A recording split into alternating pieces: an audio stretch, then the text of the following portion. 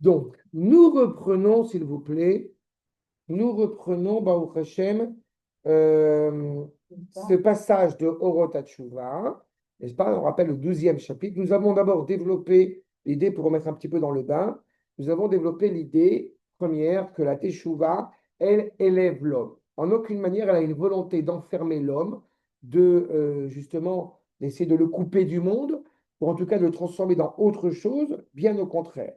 Ce n'est pas l'objectif, ce n'est pas le sens même de la Teshuvah. Et au contraire, le sens réel de la Teshuvah, c'est que, donc c'est très concret, puisque c'est tout l'objectif de ce chapitre que nous étudions ensemble, c'est que l'homme soit rattaché à lui-même, à la fois spirituellement et à la fois physiquement. Je ne me souviens pas si nous avons déjà fait la première source, mais il me semble qu'on l'a déjà, on l'a abordé, n'est-ce pas?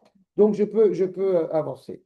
En fait, l'objectif, c'est clairement d'utiliser toutes ces forces qui peuvent apparaître comme des forces justement plutôt faibles, plutôt minimes, plutôt moindres dans la vie de tous les jours, et les éclairer sous un regard justement nouveau. Et par là même, donc, eh bien, élever ces forces-là. C'est pertinemment qu'il y a la subjectivité de l'homme. Quand on regarde certaines forces, quand on regarde certaines idées, alors on se dit, eh bien, elles sont nulles et non avenues. Mais en réalité, si on les regarde selon le prisme, je veux dire le prisme divin, le prisme de la Torah, on ne peut qu'être admiratif. Il ne vous viendrait pas à l'esprit, c'est le bon exemple en ce moment, de regarder un jeune soldat de 19-20 ans qui est vivant ou qui est, que Dieu préserve, mort au combat, et de s'interroger, mais est-ce qu'il faisait Shabbat? Est-ce qu'il mangeait kasher? Non. Vous le regardez avec une admiration extraordinaire parce que vous voyez en lui justement une noblesse géniale. Ce qui veut bien montrer que nous sommes tous en train d'œuvrer clairement, encore une fois, dans la Teshuvah. Et même à titre spirituel, ce qu'on appelle le Yetzer Hara, le mauvais penchant, peut en réalité être un tremplin pour pouvoir pleinement se rattacher à un authentique Yetzer Hatov. Si vous vous rappelez cette notion du Chelbena qui est bien connue, les encens, n'est-ce pas? Dont un sent très mauvais, qui s'appelle le Chelbena, et en le mêlant aux autres, soudain il sent bon. Et il enclenche en plus que les autres simanim, que les autres espèces dans les ensembles, sentent encore meilleurs. Donc cette réalité problématique, a priori problématique, n'a pas forcément une finalité problématique. Ça ne veut pas dire, encore une fois, bien évidemment, qu'il faut se porter volontaire. Mais on peut se dire, pourquoi faute-t-on? Pourquoi tombons-nous dans la faute? Alors, premier sens, évidemment, pourquoi nous tombons dans la faute? Bah, parce que la faute, elle attire. Mais tout simplement. Il est évident, souvent il m'est arrivé de dire à certaines personnes qui me disent, j'arrive pas de tomber, mon Yetzer Hara, mon mauvais penchant est très fort. Mais je leur ai dit, c'est cohérent, puisque le Yetzer Hara, entre guillemets, se déguise et s'habille en fonction de chacun. J'ai envie de dire, on peut avoir un Yetzer Hara avec un bon gros Streimel, et on peut avoir un Yetzer Hara sans Streimel. Mais un bon Yetzer Hara, tu vas te coincer juste là. Allez, va étudier la Torah toute la nuit. Comme ça, tu ne vas pas te réveiller demain matin. Donc en réalité, on croit que c'est une bonne chose, mais c'est une mauvaise chose.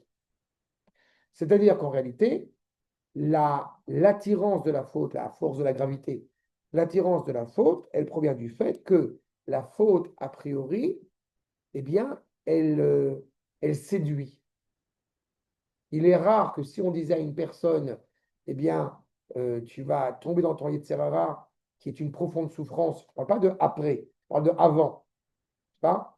Mange le piment super piquant. Non, on n'est pas attiré par le, pas à moins que bon, certains oui. Et c'est ça qu'on vient de dire. Deuxième point, bien évidemment, que je me permets de vous soulever, sur le fait, clairement, encore une fois, que cela vient nous engager, puisque nous avons été affaiblis par ce Yitzhara, ou affaiblis par la fatigue. Il est beaucoup plus facile de tomber dans ce mauvais penchant, dans ces erreurs, dans la faute, quand on est de mauvaise humeur. On avait parlé une fois sur le rapport on dit dopamine en français, cette glande, n'est-ce pas? Eh bien, cette glande qui, justement, c'est la glande de la drogue. Le chocolat, la drogue, la cigarette, le casino, l'Internet, ce que vous voulez. Eh bien, chaque moment de grande peur amenuise cette glande. Et chaque moment de plaisir va abonder cette glande. Oui, oui, mais on retrouve ça Aujourd'hui, vous avez plein de dépendances. La source de la dépendance, elle est là-dessus. Mais c'est rattaché à ça. C'est pour ça qu'il y a toujours une dimension positive à cela. Mais le problème, bien évidemment, c'est que quand on vit une mauvaise passe, quand on vit une mauvaise période, quand on est triste, eh bien, on a besoin de ce plaisir immédiat. Pardon? Oui, mais elle est dangereuse parce qu'elle t'attire sur le. C'est ça le problème. Fume une cigarette, ça va te calmer. Vous vous rendez compte de l'antithèse du propos? Bon, il faut que je me calme.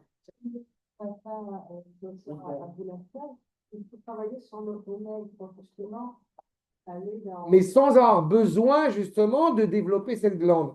Mais quand on devient dépendant, c'est un problème. Donc quand l'âme, on va dire quand la dignité humaine elle a été affaiblie, et je répète, à mes yeux, je dis souvent que la fatigue physique, elle est moins problématique, elle est moins dramatique que la fatigue psychologique. Parce que la fatigue physique, bon, on finit par s'endormir et puis c'est fini. Mais une fatigue psychologique, c'est lourd. On a l'impression qu'on est le khamor avec d'accord. Et donc, c'est clairement cette problématique-là. Donc, il faut s'armer de force, clairement, pour pouvoir se battre contre la faute. Regardez le Rav dans le Rambam, accord numéro 2 dans Ilchot Teshuvah. Gedola Teshuvah, Shemekarevet et Adam, la Shechina. Comment je me convainc? Qu'est-ce qui a donné la force de supplanter ce que j'évoquais auparavant? D'être conscient que la Teshuvah te rapproche de la présence d'Akadosh Baruch Hu, de la résidence d'Akadosh Baruch Hu. Ainsi qu'il est dit, ça rappelle un autre cours que je donne dans la parashat de Nitzavim, chez Nehemar, Shuva Israël ad Hashem Elohecha. Reviens Israël jusqu'à Akadosh Baruch Hu, ton Dieu. Im tarzor bitshuva, bi tedabek. Notre objectif, bien évidemment, n'est pas d'être une machine. En quoi tu fais tes shuvah? Parce que tu te rattaches à moi, c'est entendu, à Kadosh Baruch Hu. Atshuva mekarevet et arechokim. La teshuva rapproche ceux qui étaient loin. On se rappelle de Aaron à Cohen, qui aime les créatures, ou mekarva la Torah. S'il a besoin de rapprocher les créatures de la Torah, c'est qu'elles étaient éloignées. Donc, on a clairement ce sentiment de rapprochement au moment où nous sommes en train d'œuvrer dans la tchouva. Arechoka, ayaze, sanouy lifnei hamakot, meshukatz ou meruchak. Ce qui est important, c'est la notion de distance. Qui est éloigné de qui? Hachem est intangible, est immuable, ne bouge pas. En fait, celui qui était éloigné d'Akash Baruch Hu, à partir du moment où il aurait été Teshuva, il se rapproche d'Akash Baruch Hu. Et je vais aller plus loin que ça, parce que ça me paraît cohérent ce qu'on est en train de dire. C'est limpide ce qu'on est en train de dire maintenant. C'est fait. Quand tu sens que tu es éloigné d'Akash Baruch Hu, tu es déjà dans la Teshuva. Parce qu'il faut arriver à cette idée-là de dire je me sens loin d'eux. C'est ce que je vais me rappeler. Irurei Teshuva, c'est déjà la Teshuva. Tu as pensé à faire Teshuva, tu es déjà là-bas. Alors que tu as pensé à faire la faute, tu n'as pas fait de faute. C'est la force de la Teshuva.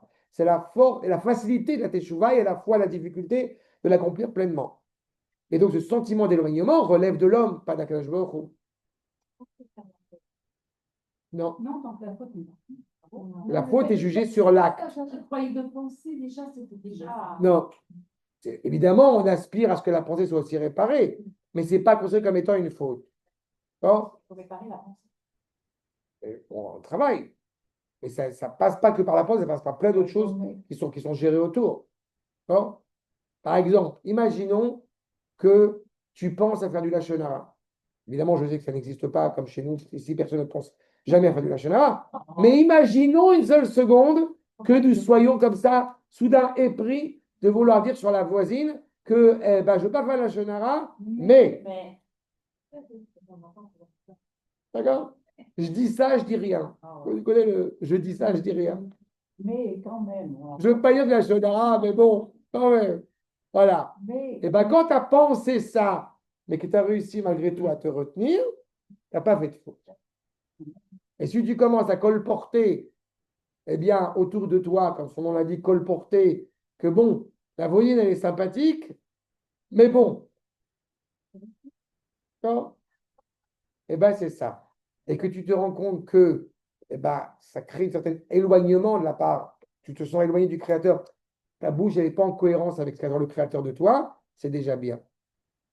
Mais je dis que ce soit ça ou autre chose, il est clair que la pensée, elle est revigorée, elle est vigorée dans le bon sens du terme, par l'étude qu'on va y fournir.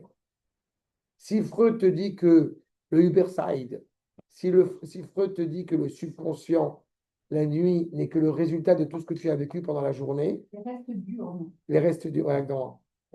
Ça veut dire que si le Uberside, si on dit que en réalité c'est le résultat de tout ce que tu as vécu pendant la journée, donc si tu as vécu des choses positives pendant la journée, tu vas avoir des répercussions positives dans la nuit. Mais si que Dieu ne plaise, et malheureusement ça peut arriver, tu as des difficultés et que tu n'as pas réussi à les exulter, ou en tout cas ça aura des répercussions, bien évidemment, la nuit, en tout cas dans le subconscient. D'accord? Oui, c'est classique. Non, mais pas, il n'y a pas de. Non. Encore une fois, n'oubliez pas, La nuit on blanche. traverse tous nos difficultés. Le problème n'est pas de traverser une difficulté. Le problème, c'est de savoir comment j'aborde cette difficulté.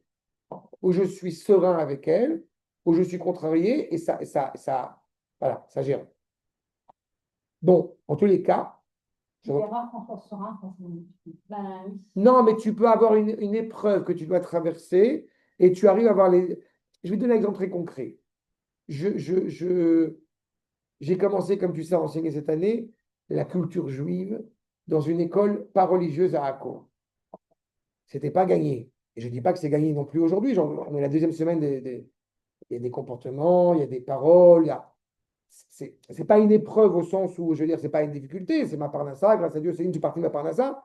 Mais c'est pas si évident que ça à gérer. C'est beaucoup plus facile à gérer une kola kavod d'enseigner en yeshiva où tu ne te casses pas trop la tête au niveau de la discipline, au niveau de plein de choses, que d'être dans un environnement qui n'est pas forcément le plus friand pour étudier la Torah en profondeur. C'est ça que j'appelle Non, mais là, c'est d'accord? un challenge. Exactement. Mais quand on est bon, on dit nisayon, c'est pas forcément épreuve que Dieu préserve une maladie ou quelque chose. D'accord? C'est au sens le plus global, quelque chose auquel tu ne t'attendais pas et que tu dois affronter. Quand tu as les ustensiles pour l'affronter, c'est plus facile à gérer, tu es plus serein à l'égard de ça que quand Dieu préserve, c'est une maladie, encore une fois, ou autre chose, qui n'est pas forcément facile à gérer. Mais c'est une petite parenthèse, et ce n'est pas du tout genre la recette miracle, mais il est indubitable. Ça, je vous renvoie à Victor Frankl dans L'homme cherche un sens à sa vie, un livre comme ça de Victor Frankl. Adam et Rabès Pashmaut. Je le connais en hébreu, je ne le connais pas en français. Mais c'est un grand psychologue, peu importe, qui a vécu la Shoah. Il a dit une phrase que j'aime beaucoup, qu'il est beaucoup plus facile, il a été beaucoup plus facile pour les Juifs, rescapés de la Shoah, de survivre quand ils ont su répondre à la question du pourquoi ils vivent et pas comment ils vivent. Et c'est un peu la même problématique. Quand on a une maladie, mais qu'on sait qu'on a un but, ben c'est beaucoup plus facile facile, on essaie avec des pincettes, hein, parce qu'il y a des maladies malheureusement qui sont si dramatiques, mais c'est beaucoup plus facile à sortir de cela, à dépasser cela, que quand on vit quelque chose, encore une fois, qui est dramatique, et qu'on se dit à longueur de journée, on est foutu, que Dieu préserve, on va mourir, et c'est fini, ça ne marchera pas. C'est un regard. Bien sûr, j'ai un travail. Mais la Téchoua, tu croyais que ça venait en pique-nique? Non, mais c'est un miracle. C'est un Sans plus. c'est- Faut avoir c'est- faire de la teshuva sans avoir. C'est grand. Justement, il y a la Teshuvah Be'ira et la Teshuvah Be'ava. Retour envers Akadosh Baruch Hu, motivé par la crainte, eh bien, annule, abroge les erreurs du passé. Le retour vers Akadosh Baruch Hu, motivé par l'amour, transforme le passé en quelque chose de positif. Mais comme rationnellement, c'est difficile à entendre cette réalité-là, comme j'ai coutume de dire, c'est pas évident au niveau de la raison, et puis surtout on a une épreuve, on a une expérience dans sa vie. C'est pas évident de dire hier j'ai mangé du porc, et ben en fait j'ai pas mangé de porc, j'ai mangé le dafina. Parce que dans les faits, tu te dis, mais j'ai mangé, que Dieu préserve, j'ai mangé du cochon. Et mais devant Akadosh Baruch Hu, non, non, tu n'as pas mangé de cochon. Tu as mangé la bonne dafina, cacher le madré. Donc au niveau de la raison, parce on a une histoire, c'est difficile de ne pas tout oublier. Et ben, tu te retrouves avec cette souffrance-là, cette cicatrice-là. D'accord? J'ai pris ça comme exemple. Je vais prendre tous les exemples que vous voulez dans notre vie au quotidien. Mais en tous les cas, ce qui est rassurant, c'est cette idée que j'étais loin hier, je me sentais loin hier, et aujourd'hui, je me rapproche un peu plus. Je me sentais honni, dédaigné, meshoukatz, banni, que Dieu préserve par Akadosh Baruch Hu, vetoeva, abominable, mené par une abomination. Ayom, Ouaou, Venichmad, Karov et Yadid. Aujourd'hui, tu es aimé par Akadosh Baruch Hu. Tu es ami, si je puis dire, avec Akadosh Baruch Hu. Tu es sympathique aux yeux d'Akadosh Baruch Hu. Vechen, Atamotse Shebelachon, chez Akadosh Baruch Hu. La langue utilisée par Akadosh Baruch Hu. Marrik Achotim, éloigne les fauteurs. Ba Mekarev et Hashavim. Ben Yachid, Ben Rabin. C'est la même langue, avec la capacité, bien évidemment, d'Akadosh Baruch Hu d'éloigner les fauteurs. Il rapproche en même temps, eh bien, ceux qui font tchouva, ceux qui reviennent vers lui. Et cette loi est vraie à titre individuel, comme à l'échelle collective. N'est-ce pas? À l'échelle, donc, par conséquent, du peuple aussi. Chez Neymar, Vaya, Memkom Asher Yomar Lahem, Lo Ami, Atem Yomar Lahem, Beni El Chai. C'est le prophète Oshéa. Dans le même endroit où vous étiez considéré comme étant pas mon peuple, vous êtes mon fils bien vivant. De la même manière qu'il ne viendrait pas à l'esprit d'un père ou d'une mère digne de ce nom, de dire je ne veux plus te voir, que tu sois maudit, que Dieu préserve, et de le penser sincèrement. Ce ne serait pas concevable. Pas? Et il faut évidemment être prudent sur ces phrases. D'accord? C'est comme si, par exemple, on disait au début d'un cours, éteignez le téléphone. Et que soudainement, les gens ont du mal à éteindre le téléphone. Razak. Non, bah, après quelques années, on fait tous des chouvas et on se rappelle qu'à la base, quand on fait un cours de Torah, on éteint le téléphone. Mais ça vient, bah, en tous les cas, tu n'as pas d'élévation plus grande et plus élevée que cette réalité où tu as le privilège de te rapprocher vers Akadosh Baruch Hu.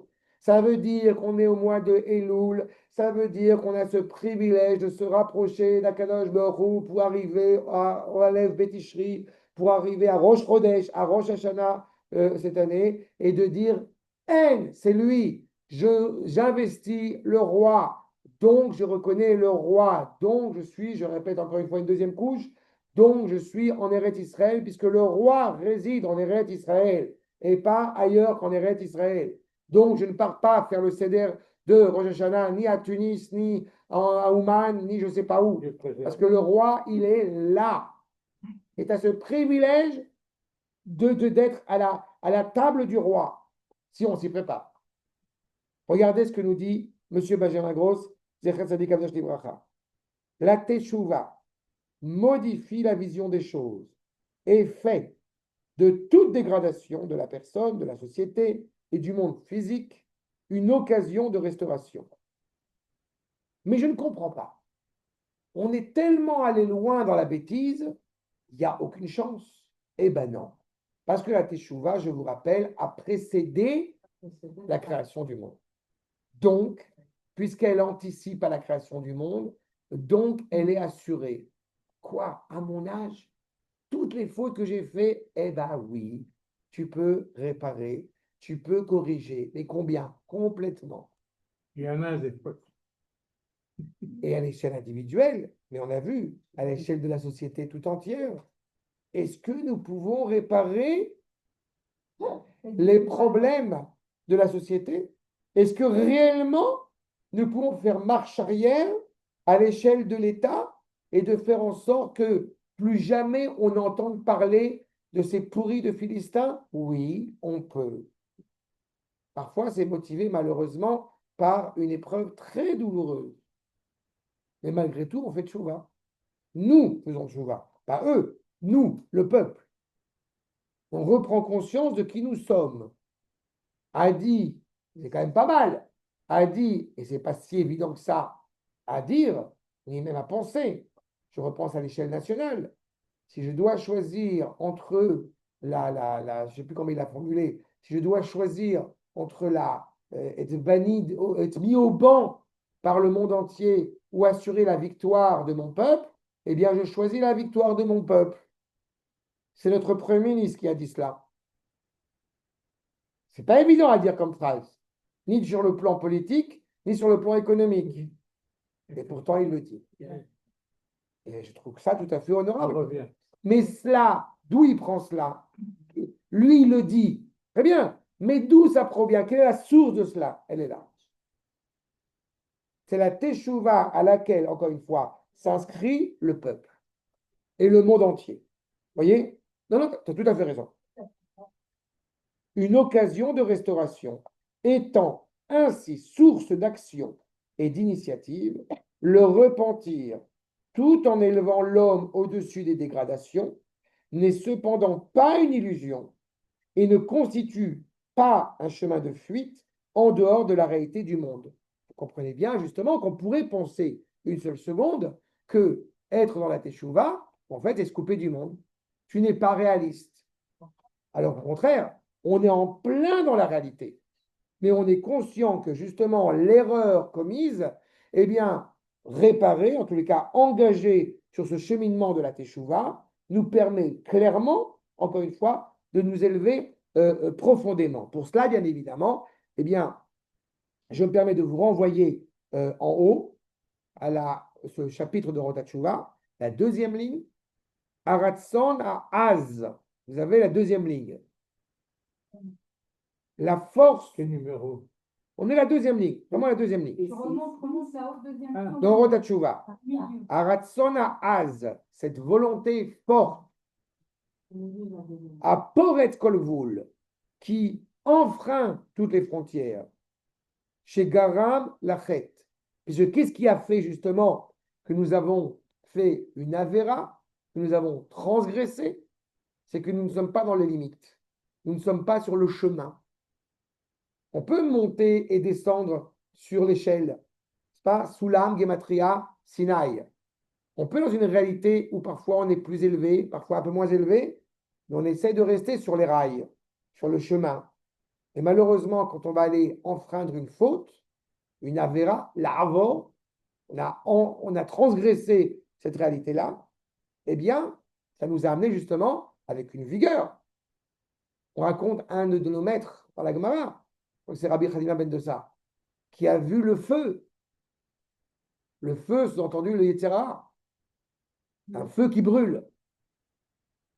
Donc, cette force-là qui nous a amenés à fauter, ou beatzmo, nesa koach chai.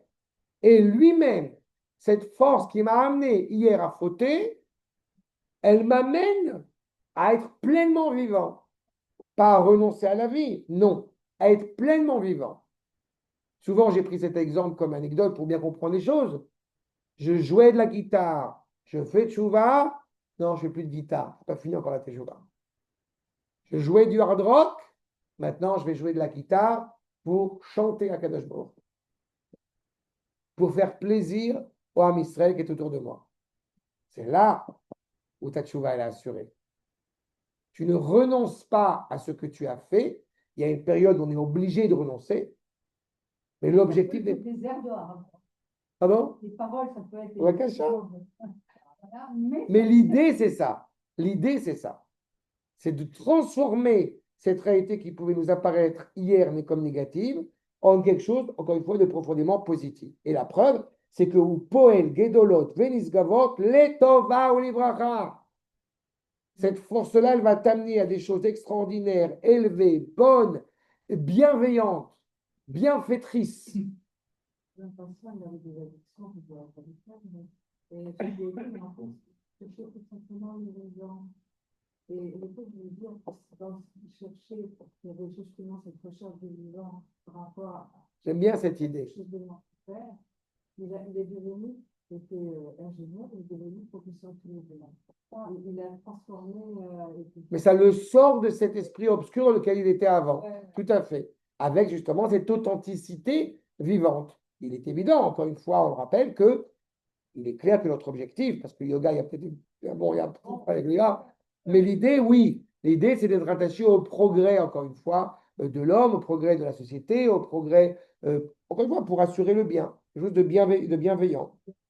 Vegdoula, pardon, chez le Chaim, justement, cette force vitale qui nous anime, d'où provient vraiment Mimakora Kodesh Elyon, d'une racine, encore une fois, qui prend sa source dans la sainteté. Pourquoi? Parce que, en général, ce qui se passe, c'est qu'on n'est jamais rassasié. On voit comme dirait Aznavour, les plaisirs démodés. Il y a cette idée de s'attacher à quelque chose qui en réalité est vite factuel et vite désuet. Et donc, on recherche vite autre chose. Factice, pardon, ça, pas factuel. On recherche quelque chose comme ça d'élevé, et donc on se perd. Pourquoi? Parce qu'en réalité, elle n'est pas prête, elle n'a pas une source. Tu cherches à être vivant, mais en fait, tu ne cherches pas à être vivant. Tu cherches à remplir ce vide. Donc, pour pouvoir réellement... Oui, mais tu comprends la difficulté.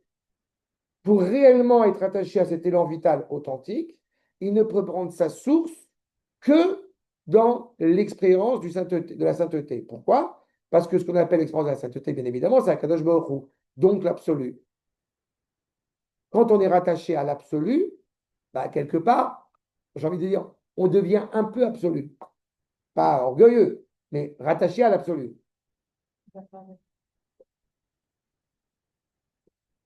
Je vais te dire, le problème, c'est que ceux qui parlent, c'est là où la difficulté linguistique, elle apparaît. Quand je dis être rattaché à l'expérience de sainteté, rattaché à Kadosh Baruch Hu, il faut savoir lui faire découvrir où Akadosh Baruch Hu se révèle. Et si malheureusement, comme c'est le cas dans beaucoup d'endroits, eh bien, on lui révèle qu'Akadosh Baruch Hu ne se trouve qu'à un seul endroit, surtout en Israël, c'est-à-dire à la synagogue, ou quand tu mets les tefilines, ou quand tu manges kasher, ben, on a un problème. Parce que malheureusement, on a réduit la présence d'Akadosh Baruch Hu à ce que j'appelle une paroisse. Et ce n'est pas mon propos. Être rattaché à l'expérience, encore une fois, de sainteté supérieure, c'est de faire comprendre que tu es profondément juif quand tu es, quand tu existes. Et tu existes profondément, authentiquement, on est bien placé pour en parler, quand justement tu es à la maison. On s'est tellement habitué aux faits religieux, et souvent j'ai eu l'habitude de le rappeler, on s'est tellement habitué aux faits religieux qu'on oublierait presque que quand un juif fait 3 pas en Israël, que quand un juif va à l'armée, que quand un juif paye des impôts, que quand un juif aime son prochain, quand un juif travaille honnêtement, il fait une mitzvah inscrite dans la Torah.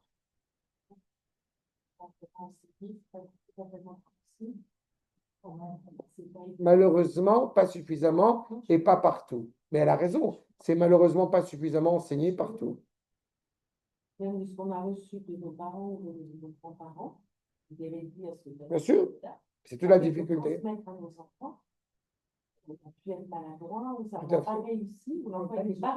Oui, mais j'ai coutume de dire que malheureusement, s'il y a une part de culpabilité chez un certain nombre de rabbins francophones notamment, eh bien, les rabbins ne sont pas les seuls coupables. La preuve, c'est que vous voyez qu'on est des milliers à ce point. C'est tout. Après, sur YouTube, ça avance. Mais comprenez la problématique. On est intéressé à conserver, malheureusement, je suis obligé d'utiliser ce terme, on est intéressé à garder une Torah d'exil qui nous parle de mettre les tefilines, de manger kasher et de faire Shabbat. Ouais.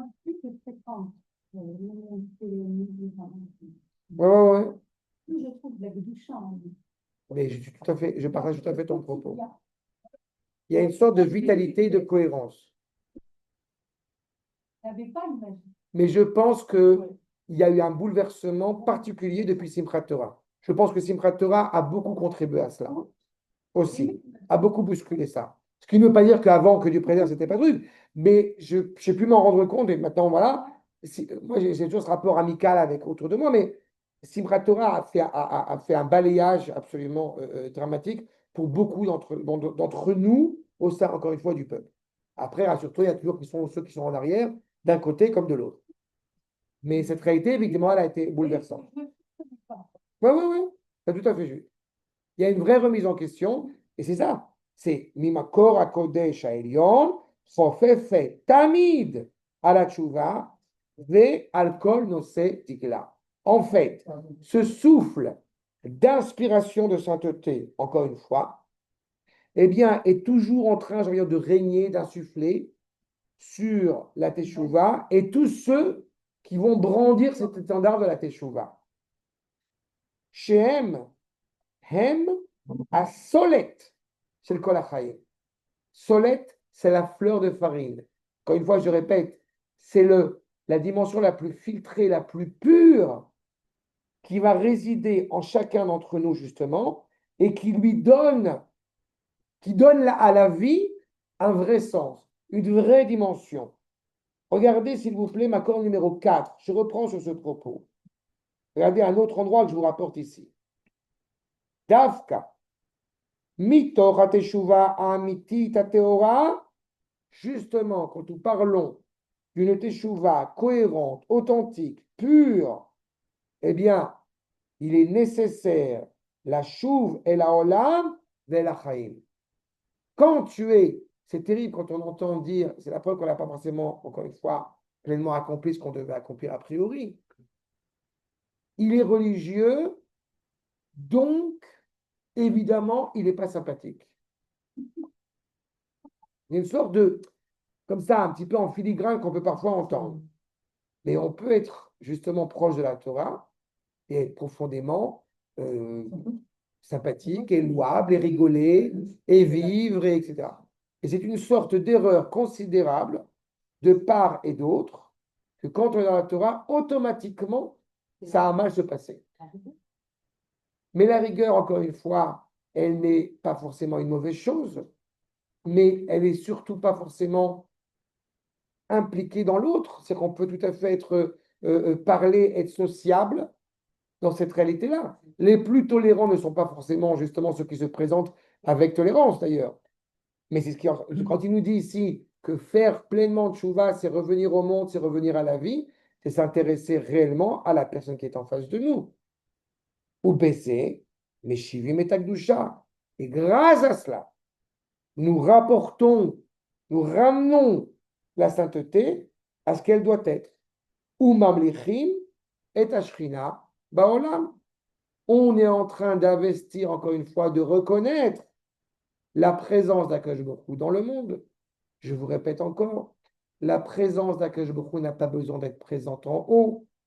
Elle est déjà présente en haut. Exactement. Et en aucune manière, vous savez, notre sentiment, on a souvent parlé de cette évocation-là, en aucune manière nous disons, oui, c'est après la mort, on va parler avec Dieu. C'est là, là, là. Le Beth Amikdash, c'est pas en haut, il ne peut pas être clairement investi en haut tant qu'il n'est pas construit en bas. Donc on n'est pas en train de compter des points pour après 120 ans. C'est exactement l'inverse. Je suis profondément rattaché à la vie. Je suis profondément rattaché au monde. De quoi va parler Moshe Rabbeinu toute sa vie? Lui, l'homme de Torah par excellence. De quoi il va parler? De tous les problèmes qui régissent la société hébraïque dans le désert.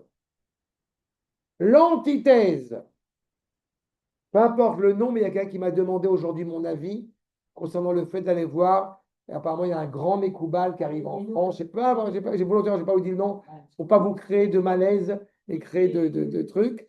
Eh bien, on m'a demandé aujourd'hui ce que j'en pensais, est-ce que je pense qu'il faut absolument, et le type, il habite à Paris, il habite dans le sud de la France, il va arriver dans ce truc, est-ce qu'il faut absolument aller le voir? J'ai dit, écoute, je suis un Algérien lituanien. C'est-à-dire que je trouve ça absolument... Non, lui, il m'a posé la... Non, il m'a posé... Non, il m'a posé la question parce que c'est un élève... Non, non, l'élève en question, regarde, l'élève m'a posé la question parce que c'est un élève à moi et il me demande, parce que je suis son rave de toute manière, ce que je pense de cela. Est-ce que je pense qu'il faille y aller à cette rencontre? Et j'ai dit non. Si tu me demandes mon avis, je dis non. Non, parce qu'on est dans une problématique de halakha. Il me demande conseil. C'est l'élève qui me demande. Il a un rap qui est il demande à David s'il doit aller voir ce type-là. Alors, oui, Il me demande à moi.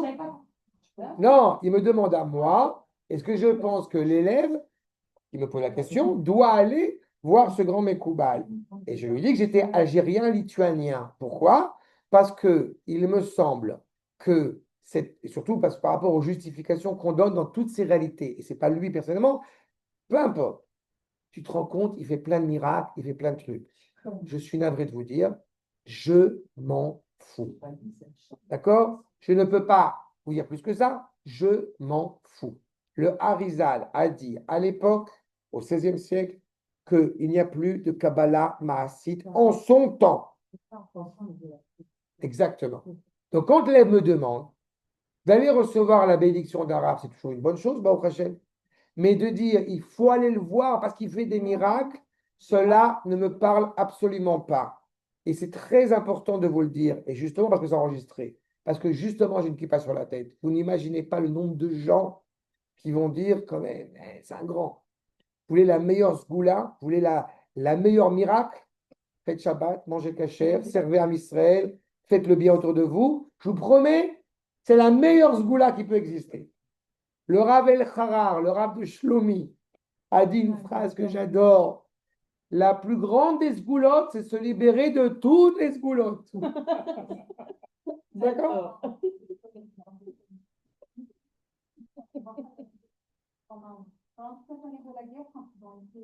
Moi, j'ai entendu dire que c'est à faute d'Azara. C'est pour ça qu'on dit, il faut revenir à l'essence même de la vie et une vie, encore une fois, cohérente. Nous disons, on disait, on dit quand on demande la pluie, mais Shiva Ruach Omori Dageshe. On connaît ça. Ramener le souffle, ramener le vent, et après faire descendre la pluie. Mais prenez ça dans un sens un petit peu différent dans ce qu'il nous apporte ici. Mais Shiva Ruach, tu ramènes le souffle de la Neshuva, c'est là où la matière, la vie, Geshem, Gashmiut, c'est là où elle prend justement, encore une fois, son sens. C'est ça l'action de la Teshuva. C'est ça justement, d'arriver à revenir, retrouver le souffle, pouvoir donner sens, encore une fois, à la vie. La même montagne, le même soleil, le même pays, on va le voir différent si on est motivé par la Teshuva ou non. Qu'est-ce que tu penses de ma femme? Ouais, pas très belle. Tu plaisantes. C'est la plus belle femme du monde. Comment c'est possible? C'est la même personne. Elle est na'a vechasuda be'enecha. Elle est belle et fabuleuse à tes yeux. Et bien, au sens où j'invoque ici la teshuva, c'est la même problématique. La teshuva nous permet de retrouver Anil et Dodiv et Dodili, nous permet de retrouver notre bien-aimé objectivement, auquel nous sommes encore une fois pleinement rattachés. Et cette dimension-là n'est pas à titre individuel, comme vous l'avez compris, n'est pas à dimension nationale, elle est à dimension universelle. Le but dépasse même le salut de la personne, qui aspire, encore une fois, à cette pleine rénovation, clairement, je répète, de l'univers. Reprenons, s'il vous plaît, juste pour terminer. Okay. Ah, ouais. Top. Je termine juste sur ce point. Regardez directement ligne numéro 5, ma ressource numéro 5, et nous reprendrons Bezrat Hashem juste pour terminer ces derniers passages. Monsieur Benjamin Gross, le passé et les forces qui ont engendré la volonté de la faute ne s'annulent pas par la Teshuvah, mais sont convertis en liberté. Aussi, ne faut-il jamais briser la volonté, mais l'orienter vers l'être authentique, la libérer des résistances qui s'opposent à sa pleine manifestation. Encore une fois, l'authentique bonheur. Tu reviens vers qui tu es réellement, vers ton authentique nature.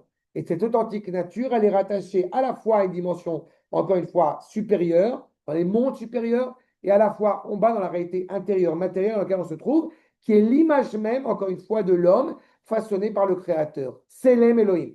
Adam bara, Hachem bara est Adam Betsalmo, à l'ombre du Créateur, pleinement attiré par la lumière du Créateur. C'est clair? D'accord? Tov, je m'arrête là et nous reprendrons Bezrat Hachem très prochainement.